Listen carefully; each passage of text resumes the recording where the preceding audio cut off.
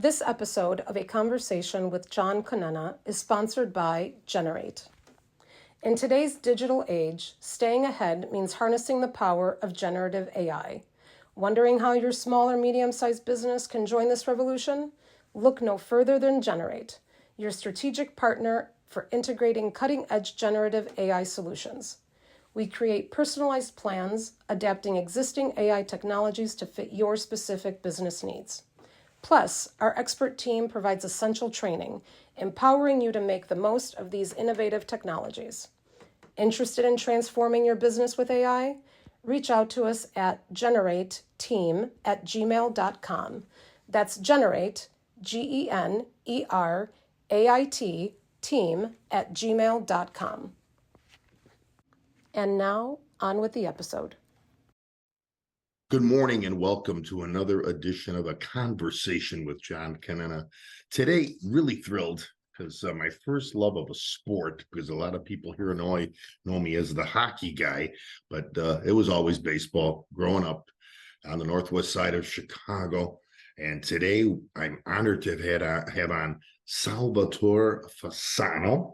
Right at the moment, Sal is the catching instructor for the Atlanta Braves and has had a great career in baseball. Been with many teams, many experiences. We're going to kind of delve into that this morning. And Sal, I don't know how to thank you for coming on. This is great. And just have some questions today that I've never asked anybody else about this great game, and kind of like, how good do you have to be to get to the level of what a Sal Fasano did in his career? Sal, good morning and welcome. Good morning, John. Good morning. Yeah.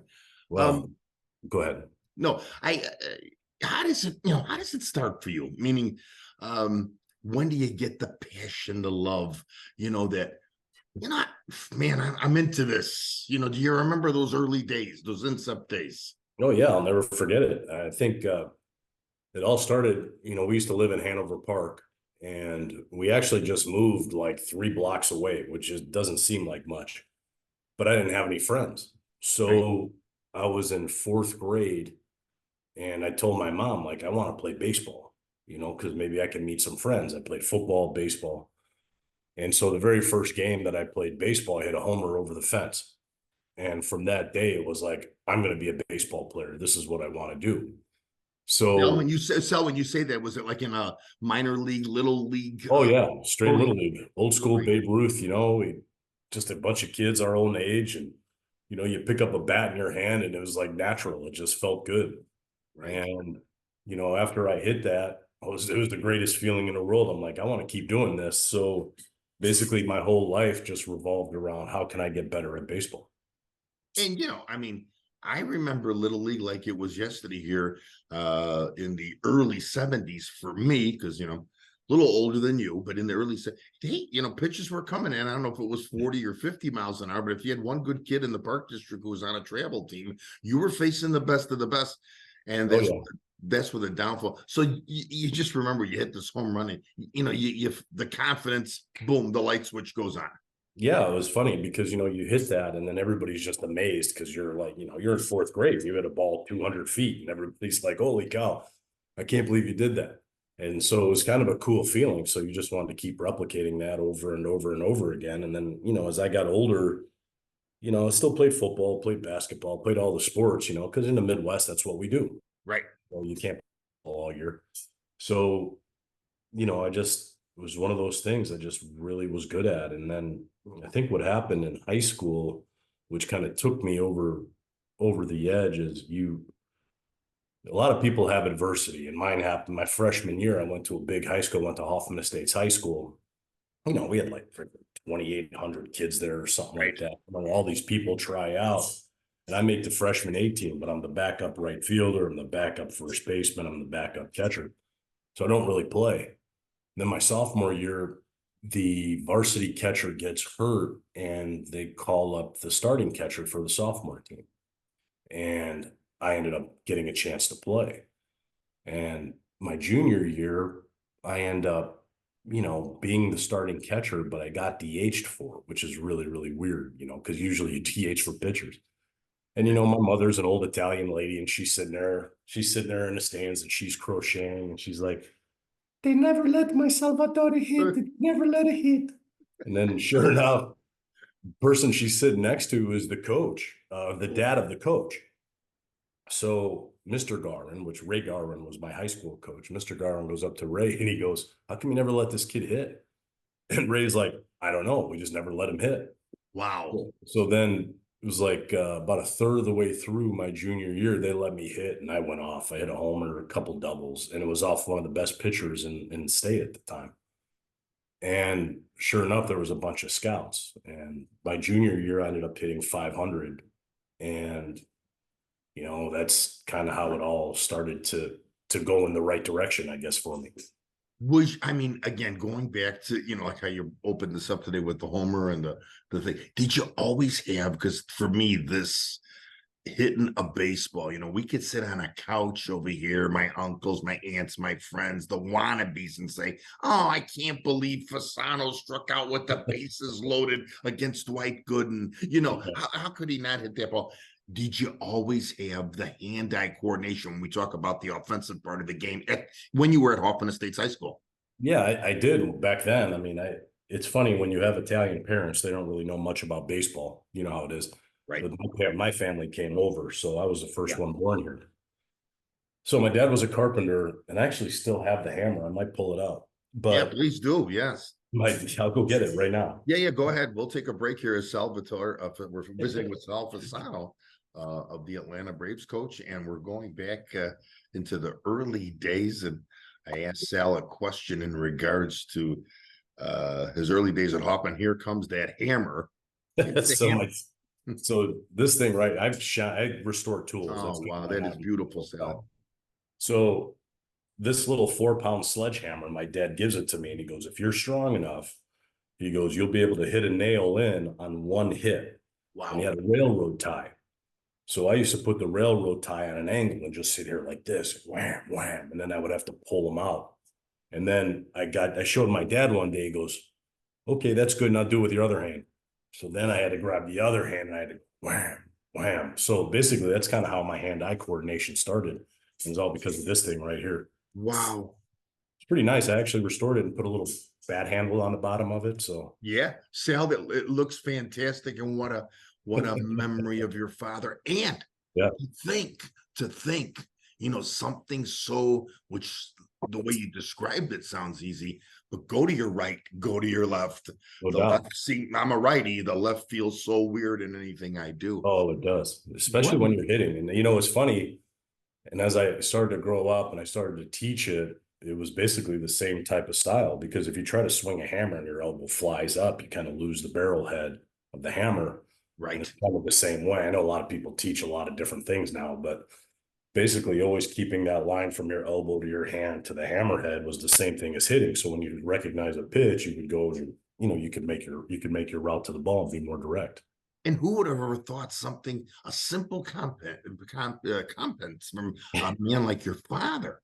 Oh, yeah. Here's a guy who never probably picked up a bat, like my dad never picked up a bat in his life. Didn't even know what first base was at Wrigley Field. And all of a sudden, he's, what makes you in high school? How do you get noticed now into this position of catcher?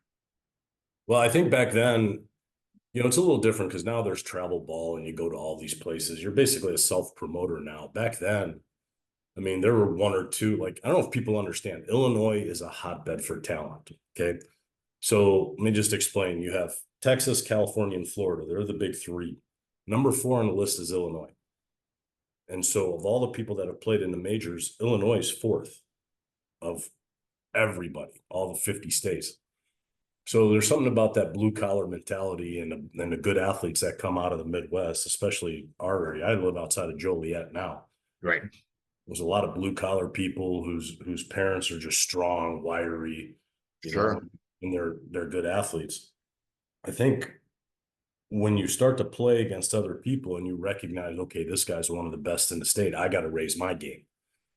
And so you're always trying to be better than the guy next to you and the guy across from you. So little by little, it's almost like that little bit of fire. So going back to my high school, when all that stuff started to happen, you started to get a little bit of angry. Everybody needs some fuel to fire the furnace. The kick in the butt. Yeah. Yeah, exactly. And so when that started to happen, you're like, I can't wait to play against these guys because I'm going to show them I'm better. I'm going to show them. I mean, that's our attitude as an athlete.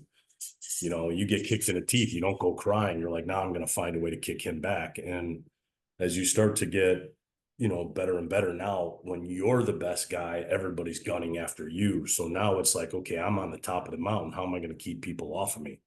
And so you just have to raise your game. I think when you realize that like this was going to be my life, there was a lot of sacrifice that happened. So when everybody else was going to parties or doing whatever, having a drink in high school, like most kids do now, I was at Grand Slam USA. I was catching bullpens. I was hitting. I wasn't dating anybody. It was just my life just revolved around getting better at my sport. Right. Right. That is amazing because, I'm glad you brought that up. I was a hockey instructor here and a coach for many years. And you know what? You saw the difference, especially when I was coaching in the high school level. You saw the difference of the gentleman or the young man that was committed, like a Sal Fasano just said, and the one who was partying the night before and wanted to know why I didn't have him out there in the second period in a clutch situation. Exactly. No, that is perfectly said.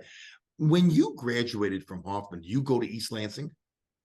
No, I actually went to Evansville, Indiana. Evansville. Sorry. So, you know, and it was a really small, it was the second smallest Division I school in the country. And when I was choosing schools, it was funny because everybody wants to go to these like the time Oklahoma States or whatever, you know, and it was just like any good player, I had scholarships everywhere. But I always thought it would have been better to be a big fish in a small pond than a small fish in a big pond. So by going to Evansville, I knew I was going to be able to play. And the only way you get better is you got to play. And that's what a lot of kids don't understand. They're like, oh, I got a scholarship to North Carolina. Well, okay, Yeah. you're going to sit there for 2 years and you're not going to play. You know, I don't know much about collegiate hockey, but I've got to believe if you go to Minnesota or you go to Wisconsin and you don't start as a freshman, you're going to sit, get redshirted. And so your skills are basically in your era, in your time to develop, you're basically sitting on a bench and watching. And I would have rather have played. So I end up getting drafted out of Evansville in '93. And again, it was the 37th round. So another slap in the face of my life. So basically, when you're a 37th rounder, you're basically a fill-in player and you're just there to hopefully help the major league guys, the future major league guys. Did you ever, when you went to the college now, you're into this. It's big time. Have you been approached even out while during the high school years were you already approached knowing that, okay, I'm on a path here to something? Did you have that confidence? I kind of always knew. I mean, I just had it in my heart that I was going to get drafted. I knew, even though it wasn't very high, you kind of knew that all I want is an opportunity. If I get an opportunity, I'm going to do whatever it takes after that opportunity. I think a lot of times you kind of feel bad. You can feel sorry for yourself. You're not a first rounder. You're not a top 10 rounder. You know, you're going to a little school. You're not getting exposed. What I realized is if you're good enough, they'll find you. It might not be in that round that you want to, but you're good enough, they'll find you. And still the case to this day, because not every first rounder comes out of a big, huge school, or major league player comes out of a big school. Sometimes just a little podunk high school in Indiana, Sure. you know. But I think there was really no deterrence. I mean, I just kind of was narrow focused. I mean, I didn't know much about college, obviously, with our parents not knowing anything about college. I think my dad has a fourth grade education and my mom has a sixth grade or seventh Right. grade education. So they're just like, you got to go to college. I'm like, what am I going to go to college for? I don't know anything. I don't really want to go sit in an office someday. I'd rather be a carpenter like my dad Sure. was. But, you know, through all that, through all those times in college, I realized, well, man, if I get good at baseball, I don't have to work for a living. And it kind of helped motivate me too. Did you see the progression in college where where you're approached by it's a question for later in this interview, were you approached by where, you were getting those good coaches, those good coaches that were showing the constructive way to do it, Sal Fasano? Did you see that during the progression? Well, yeah, I think so. Coach Brownlee, Jim Brownlee was our coach at Evansville, and we had, different people come through. I feel bad because I'm not saying their names, but Well, that's okay. Coach Brownlee always pushed you to be the best you could be. And it's funny because nowadays college is like they're looking for players that fit the program. Well, Coach Brownlee was like, this is how you play baseball. And I got better at playing baseball. I know that's kind of a broad statement, but you learned how to base run, you learned how to bunt, you learned how to run the bases, you learned how to situational hit. He gave me freedom behind the plate. He never called a pick, he never called a throw over. I had to do all that stuff. So his basically nurturing by allowing me to play gave me aptitude. And through that aptitude, my baseball IQ went through the roof. And I have to thank Coach Brownlee because he allowed me the freedom to do that. Nowadays, gosh, I even see high school games where coaches are calling the game for the players. I'm never going to be a micromanager, even as a coach. I can't see that having any benefit for the player Sure. because to me, sports is basically an art. Okay. So you have to have your artistic expression of how to play. So basically, how I caught was Sal Fasano's interpretation of the catching position. And that's kind of how I do things. If you're a hockey coach, if you try to teach everybody to play like Wayne Gretzky, you're going to fail. Yes. So it's like we have to find out what's best for you, work within the parameters of your body, and find out what's best for you. So, like I said, Coach Brownlee allowed me to have the freedom to do that, and my expression came out. My artistry just got mastered because it was mine and mine alone. Sure. Now it's after college. When does this draft hit for you now as the professional athlete that you are now? When does this draft hit? Do you remember? 1993, I got drafted. It's funny because the first day of the draft happened and I didn't get drafted. I sat at home by the phone. It's not like nowadays you see everything's televised. We didn't have anything like that back then. Yeah, or it's coming on your phone every 5 seconds. Yeah. Yeah. Second day, nothing happened. So now I'm pissed off. So I'm going to go to UIC and I'm going to go play in this like semi-pro game, basically. So me and my buddies, we drive out there and sure enough, it's freaking raining and I'm pissed off. And I think I stop at Johnny's Beef. Good choice. Yeah, you got to, right? Yeah. Johnny's Beef's the best. So I go to Johnny's Beef and I call home and my brother Mikey answers the phone and Mikey. Sure. I call, I'm like, well, did anybody call you? He's like, yeah, you're not going to believe the Kansas City Royals drafted you in the 37th round. And basically, I was happy. It was like 3 days of misery. I couldn't even get an outlet and play baseball. I ended up stopping at Johnny's Beef and I get told that I'm drafted. So I don't even think I ate my sandwich. I think I just hopped on the car and just drove home. Yeah. So I mean, and Sal, what a feeling to know that oh a yeah. major league club has Yeah. called Sal Fasano. I mean, again, I know you describe it. It's raining.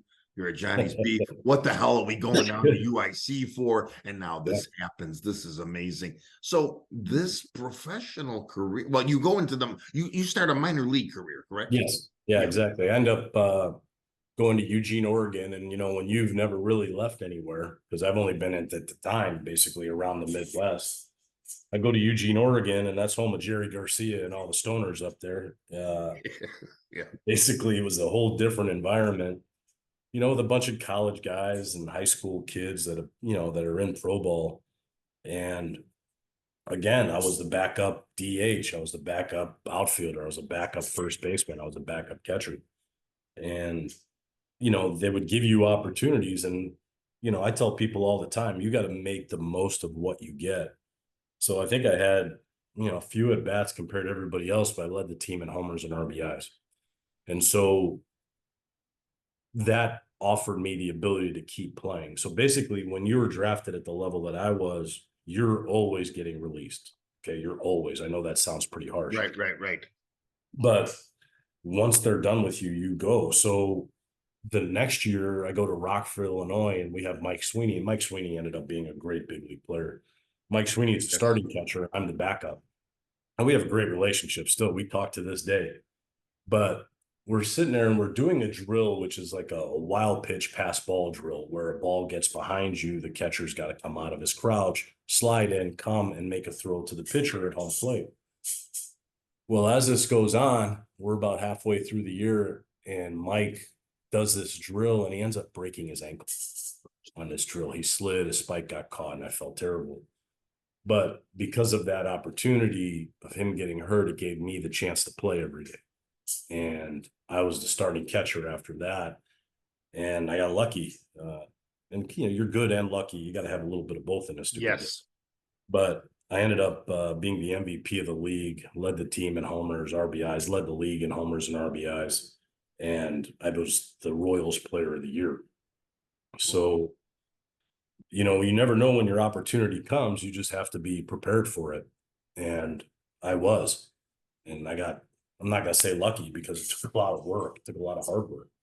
But you have to be good and lucky. Like I said before, it's just one of those things in professional sports because everybody's about the same.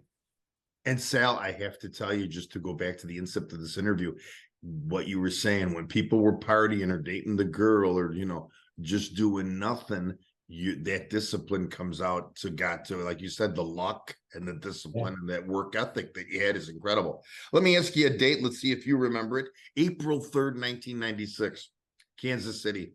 That's the major league debut. Is that the correct? Yeah, I think so. Yeah. We were in Baltimore. I'll tell you a funny story about that. Yeah, please. We're in Baltimore and we meet the president, right? So Bill Clinton's the president at the time, and we're the visiting team in Baltimore, and Bill Clinton's going to throw out the first pitch. So I have enough foresight. I grab a ball, and I don't care what your politics are, but I grab balls. It's the president of the United States of America.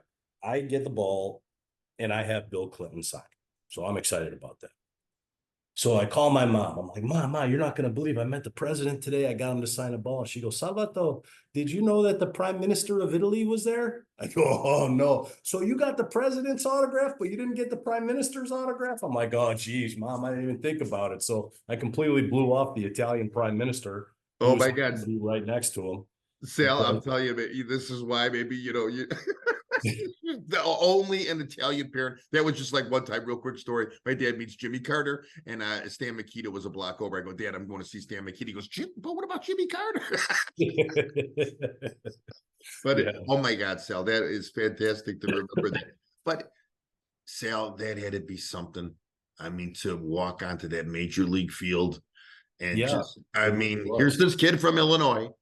Italian parents, only me and you could relate to this right now in this interview, because I know what you went through as, why is he playing a baseball when he should have been with the soccer. But I got to tell you, for me, and of course, I want to thank Mike Fasano for setting this up. If it wasn't for Michael, I wouldn't have met you, your brother. Kansas City, Oakland, again, you had a couple terms with Kansas City, Colorado, the Angels, Baltimore, Philadelphia, the New York Yankees, the Toronto Blue Jays, and the Cleveland Indians. Again, I would have hated, because if I'm a Sal Fasano fan of those days, the baseball card changed every other year. I get it. But the experiences, we could be here 3 hours. You tell me stories of each of those teams and all those years, correct? Yeah, definitely could. I think when, the baseball card's kind of a roadmap of your life. And when you first go up there, you think everything's going to be, unicorns and roses, and it wasn't. When you start getting bounced around, you realize, like, do I really love this game? Do I not love this game? And then what it does is it tests you internally, like your fortitude. What kind of perseverance can you maintain? And what I realized over the course of time is the good Lord put me in a position that he needed me to be. So if I went to Colorado, I was meant to be there. Maybe it was to help somebody. And when I went to Colorado, that's when 9/11 happened, and nobody else would pray in front of everybody. So I ended up praying in front of the whole organization, praying for peace, praying for whatever. Going to Oakland, I know, my faith has kind of always been a big part of my life. But when I went to Oakland, there was 3 of us that went to chapel. By the time I left, we had the whole team coming to chapel, and people. Wow. So basically, it turned into more of being an apostle than anything. So, you would go to places where you were needed. And that's kind of how I looked at it. I was a gun for hire. I have loyalty. Probably have more loyalty now than I've ever had, but I was loyal to my teammates and they understand the life. And sometimes you get lucky and you're Chipper Jones. You play with one team your whole career, George Brett. And then there's guys like me. So what I realized is because of all those journeys that I took, it kind of bred me into being a coach because I've seen everything. I've heard everything. I've seen what other organizations do, good, bad, and ugly. So taking all those experiences and putting them in a big cauldron and mixing them up, and that's kind of how I got my style of coaching. Perfectly what you said. There's a reason for everything. My dad used to say in his Italian accent, there's c'è una consequenza, a consequence. Yeah. For everything you do. And I got to tell you, yeah, I mean, the Baltimore Orioles, the Phillies, the Yankees, they're just not going to say, oh, yeah, Fasano, can you get over here? We need a backup. There's a reason for everything in this game of, when we hear on as the outsider looking in, what we hear on the TV, today, the White Sox traded so-and-so to the Philadelphia Phillies for this. There's a reason. There's strategic in this, correct, Sal? Well, there's no doubt. I mean, there's always strategy. You're trying to get the best pieces possible for your team at that particular moment. And if you take it personal, like, oh, they don't want me or whatever, sometimes you're just not the right fit. I think sometimes when we have players and they come in and out, like we traded William Contreras to the Brewers. And William is an up and coming catcher. He's got a chance to be a really good player. And they're like, well, why would you trade him? I said, well, right now, we didn't have time to develop a young kid because we're a good team. We need to have good players. He's going to be great, but I don't have 3 years to keep developing him. He can go cut his teeth with somebody else. And if he's good enough, we'll get him back. It's kind of how I look at it. But you're always trying to do what's best for the organization at that period of time. And that's where most fans don't understand.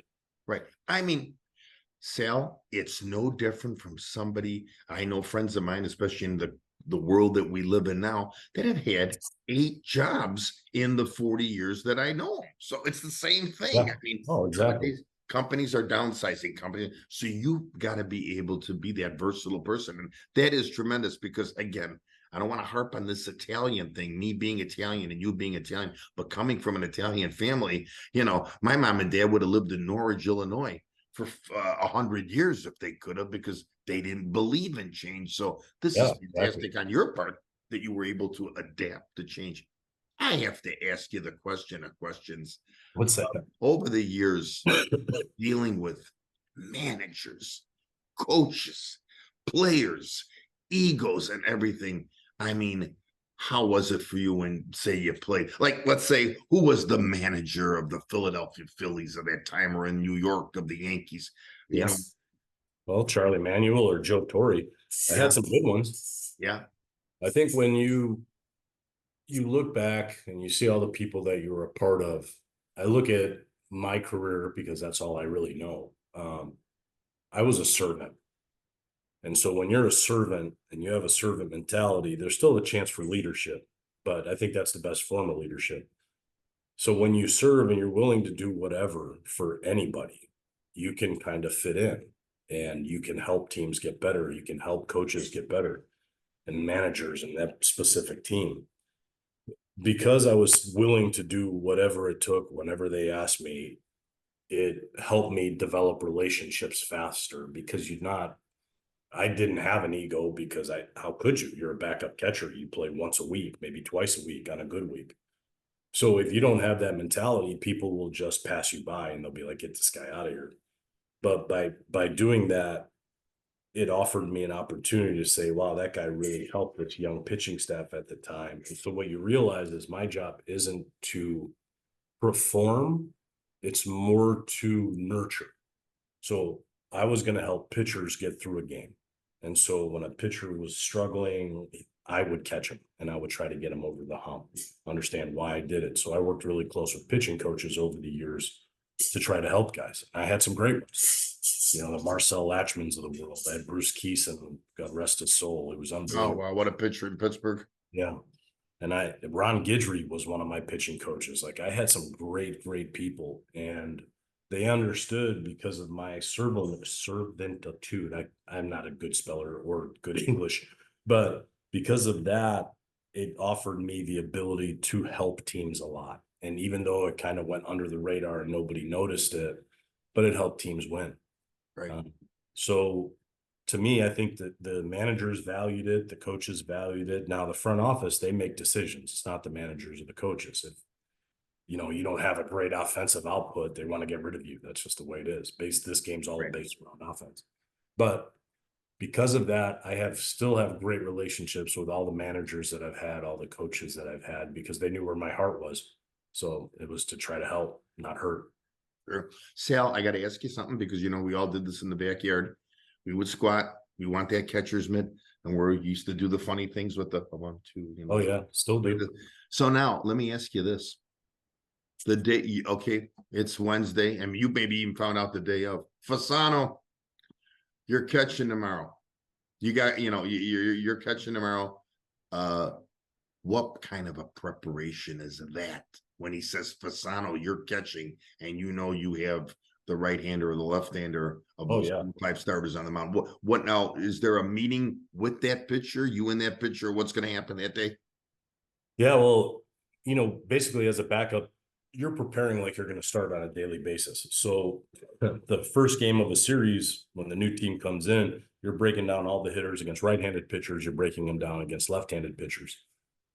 So then what you have to do is you have to put yourself in your pitcher's shoes. What pitches do they have? Okay, so the pitches that they have, how do they overlap with what the hitter's strengths and weaknesses are? So you're starting to develop a plan. So you have a notebook. Like I had a computer program that I used to type everything out. Wow. And I used to make scouting reports on an individual basis. I still think I have the 3.25-inch floppy disks. It's crazy. But so then after I was done with prepping about 5:30, we would have our pitchers catchers meeting. And basically I would run the meeting. This is what I think we should do. He would offer his opinion and we would go back and forth, and the pitching coach would interject as well. So basically we kind of took that formula, and we still do that to this day. We're still breaking down pitcher or hitters on a daily basis with the strengths of our pitchers. And that's basically what I am, is I'm a game plan guy. I'm like the offensive coordinator in football or defensive coordinator. I'm going through everybody from the opposing team with all of the strengths from our guys, because you can easily, and I see a lot of teams do this, they only pitch to the weaknesses of the hitters. Okay. And if you do that, the hitter can morph, they can adjust super fast. So by keeping our strengths always in mind, we always pitch to our strengths, not the hitter's weaknesses. And sometimes it works, sometimes it doesn't work, but we've been pretty successful in Atlanta doing it that way. And I was successful in my career doing it that way. So we've been able to translate that into, 7 years of making the playoffs in Atlanta. Yeah, and that shows a lot, because all this intertwines with it. I have to tell you, thank you for bringing that up, because I'm getting a little tired of announcers in general describing a game. Now, I'm not cutting anybody down here when I make this next statement, but like you said, they can adjust quickly. You're a professional. You're a professional. And, like sometimes here in Chicago, I do follow the White Sox a little bit more than I do the Cubs. And I get a little aggravated with our friend Steve Stone when he says, oh, yeah, so-and-so can't hit the slider on the outside corner. Dylan Cease can only put it on the outside corner. Well, wait a minute. You're up in a booth. Maybe you watched the game from 3 weeks before or 2 years ago. This guy's adjusted to the slider. He's still in the major leagues. Am I correct in saying that? No, there's no doubt. I think when the best part about what I do is being on the bench is if we have to make an in-game adjustment, we do. If you're coaching hockey and all of a sudden the third line is hot, I mean, the third line, you don't think they'd be hot. No. Maybe they're hot. Maybe they're skating really well. Maybe they had a great day, great breakfast. I don't know. We don't know why guys are hot. And so then all of a sudden you got to make that in-game adjustment. Maybe the line 3 turns into line 1 for a little while. They're seeing the majority of the ice. When we recognize a hitter is hot or cold, we attack when he's cold. We pitch around when they're hot. So the scouting report is great. It's like what Mike Tyson said, everybody has a plan until you get punched in the face, right? So you have a plan, and then all of a sudden you see them adjust. We better adjust on the fly. Otherwise, we're going to get our brains beat in. And I think that's what, unfortunately, the guys in the booth, sometimes they forget how hard the game is. That's one of the reasons why I would probably never be an announcer, because I think fans would get pissed off with me saying, "Oh God, this is a hard game," But if you don't have the ability to make the adjustment, like a bad team does, a Kansas City, a Chicago, different teams through the year, those teams get buried because they're trying to stick to a plan and go to it rather than adjust on the fly. Adjust on the fly, right? Adjust on So, the. And again, to get off this thing about the announcer, because I got a couple of things before I let you go here today. Again, I just don't like the fact when people say, "Oh my God, so and so should be the manager." He called the whole game. I say, he's in the booth. I mean, he's in the booth. yeah. Come on, this is crazy. I have to ask you, just kudos to your parents. Where are mom and dad from? So I'd like to mention that here on the Oh, so they're actually both from Calabria. Calabria. Okay. One's from San Zostu, and the other one is from Cosenza. Cosenza. Now it's funny because being from the same state, basically, they met in Illinois. They met at the Zenith factory back in the day. Boy, probably on Grand and Beldam or Grand and Austin. Exactly right. Oh, I think sure. their Yeah. first date was a White Castle too, which is gross, but that's what they could afford. It's okay. But wow, that's a great story. 'Cause I remember so many Italian people over the years who bought airline tickets from my father came from that area. It was incredible. Well, okay, we're gonna play a little game. All And I right. have something I really want to read to you that it gave me goosebumps when I did the research on you, and this is how we'll end it today. But I got a thing of 5 questions. You can answer them short. You could answer them a little bit long, but maybe 1 or 2 words or even a sentence. Question 1: Who was? Because I love the story about the hammer. Yeah. Who was that early mentor that you still remember to this day, or a couple early mentors that you're like, wow, man? Besides mom and dad. Well, the man's name was Dennis Flynn. Dennis was an old catcher that had barnstormed in the military against the Negro League players. And Dennis basically used to invite me to his house on a daily basis, and we would do catching drills every day, catching and hitting. And I would ride my bike over to his house, and he had a son that was 1 year younger than me, so we ended up being friends. But he was the guy that basically taught me everything about catching, and I morphed from there. And and you could see that he had a passion for you to learn, correct? Oh yeah, for sure. There was no doubt. Like I learned how to block strapping a piece of cardboard on me, and he was throwing balls at me going, "Don't block, don't blink, don't blink, don't blink." And so Wow. basically you're just getting hit, getting hit, getting hit. And then it was just the little drills like that over a course of time, just they started to become nature. You take that with you. Okay. Second question. Favorite movie of all time that you could watch over 200 times and not get bored? Slapshot. Oh, really? Slapshot is You're not just saying this because of the hockey. Oh, my brother will tell you the same thing. Oh, wow. Basically, Slapshot is the closest thing to the minor league baseball life than any other movie ever created. You're in together in hotel rooms, you're going to play these crappy minor league cities. In that Federal League. Oh, yeah. So I can recite the whole freaking movie, Salvatore, thank you for bringing that up. I just found out the other day because you always find a tidbit out of that movie. Oh. The professional coach Bruce Boudreau was in that movie. Was he really? Yeah, and I was like, "What?" The guy who the Hawks, I think he was the coach. Well, many coaches of many teams, Tampa, Toronto. He was in that movie and scored 3 goals. And that French goalie that was in the movie, who kept saying owns. Denny Lemieux. All right, I'm on the side of the ledger today, interviewing you. But if you had to interview someone or take someone out to dinner and talk their ear off and everything else, and of course, I know your first answer. It can't be me. Who would it be? Wow, that's a really good question. Yeah, 1 or 2 that you would like to get in his head and find out why did you do this, or what kind of a life did you have? Well, he's passed away, but growing up, Walter Payton to me was the greatest football player. Oh, wow. And I would always have loved to just pick his brain about what it took to be that great. He was tenacious when he ran. He ran angry. He was, because, our sport transcends a lot of sports, but Walter Payton was probably the greatest of all time. and I think he was humble. I mean, Michael, you can say Michael Jordan, but I think something about Walter that was special. And you know what, Sal, the way you just said it, the way I was just watching the clips of him in 1977 when he Oh, ran on that rainy night against the Vikings here in Soldier Field.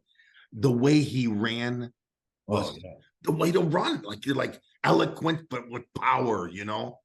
He looked like he was running on his tiptoes, and then he would hit you like a freight train. Yeah, boom with that stiff arm, you're Yeah. done. Yeah. Okay.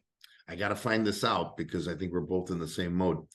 What's the favorite Italian food to go to when you're saying, hey, I'm gonna sit down, or a great meal that mom made that you can eat time and time again? Well, I got to tell you, my mom she's a tremendous baker. She's known as the one that could cook in my family. So I always loved her stuffed shells. And Oh, she used to make stuffed shells with meat for me, not ricotta. So no, not ricotta oh, cheese. Yeah. so she would do these special ones with meat for me. And as I've gotten older, like I've got an affinity for just the old, like I got a bag of salsiccia right over there Oh that my is God. drying out, and I could just grab it right now and eat 3 stalks in front of you. But I think some of the old recipes of the dried meats is give me some mortadella and salsiccia, and that's all I need. That's it. So yeah, you're set for the day. Do you like Oh, the Sicilian arancini and panellis? oh my gosh, arancinis are unbelievable. I still love them. I Okay. I can eat those every freaking day, and the big ones too, not I the think little ones that you see like they make as appetizer. I want the big one like that. yeah, those are oh my God. Okay, good to know. Okay, so we're on the same page. All right, last question before there's something I have to say to you, but what's in the future, Sal Fasano? I know you're with the Braves right now. What do you want to? Do you love the coaching part? Because this has been a great career as a player, and to bring what you know to the coaching level is fantastic. You still can want to continue to coach for many years. Yeah, I think, coaching to me is so fun. I really enjoy it. I think it's fun to watch the players take your information and make their interpretation of it. I always thought I wanted to manage. And as I've gotten older, I've learned to be really content in my life. And to me, coaching is, I mean, I get to work every day. I get to bust my tail every day. I think eventually, maybe 8, 9 years, 5 years, who knows? I don't really have a plan for that far in front of me, but I'd like to manage it, I think eventually. But right now, I just really like this run that we're on. We've got a good team. We've got a good group of people around us. I love my front office. I'm in the right place at the right time, and I'm very content. And I mean, I'd love to win another couple of World Series because we've got that kind of team that we could. Right. Right. And So, I know this past year was kind of a letdown because I really thought you guys were going to be one of the ones in there at the end. yeah, I really did too. And Sal, you've managed in the minors. So again, Yeah. just continued success with this because your work ethic, just listening to you, is fantastic. But I do have to read this because it gave me goosebumps. And I'm sure you've seen it. And this is how we'll end it today. Jeff Pearlman of ESPN said about you, when I think of Sal Fasano, I think of greatness, not of a Willie Mays or a Ted Williams greatness, but of uniquely excellent human being who, were class and decency the most valued standards of a career, would be the easiest Hall of Fame inductee of all time. You talk about goosebumps at 7:30 in the morning, and that's from Jeff Pearlman from ESPN. Sal, Wow. Salvatore, it's really Salvatore Francasano. You keep doing what you're doing because this, for me, this morning was fantastic. And I don't know how to thank you. I don't know how to thank Mike. I don't know. This is, for me, was great. Wow. Well, thanks, John. It's a pleasure. I'm glad we were able to share a little information. But it's always nice. I hope a lot of people can watch it, and hopefully they learn something and they can have some perseverance in their life as well. Yeah, no, please, thank you. And I want you to know too, this will go out on YouTube and on Spotify probably by tomorrow night. So I'll get this link out to you. And of course, it goes out there automatically. And let me know your thoughts. Again, this was just fantastic. And I hope we could do a part 2 because I just see the success continuing for you. Well, thanks, John. I hope so. I appreciate it. We'll have to do it again. Maybe next year we'll do the same thing. You got it. All right. You have a great day. And thank you very much. Thank you. Thanks, bud. Good day, everyone.